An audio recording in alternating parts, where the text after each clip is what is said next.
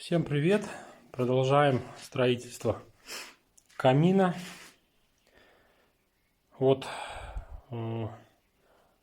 уже у нас, если считать от чернового пола, то получается 8-й ряд. Если считать чистые ряды, то 6-й.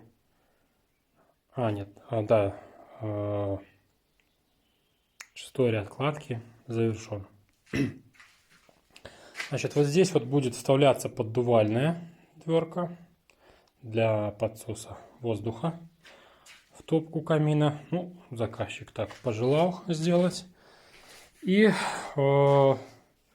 камин будет оборудован конвекционным отоплением. Вот здесь вот оставил я места посадочные для решеток. Вот с этой стороны две решетки. И вот здесь одна решетка. Значит, вот там вот уже начался формироваться канал. Вот здесь и здесь.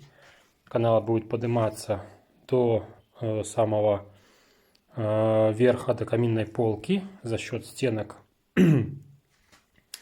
За счет стенок топки будет греться в канале воздух. И уже вверху будут точно такие же отверстия.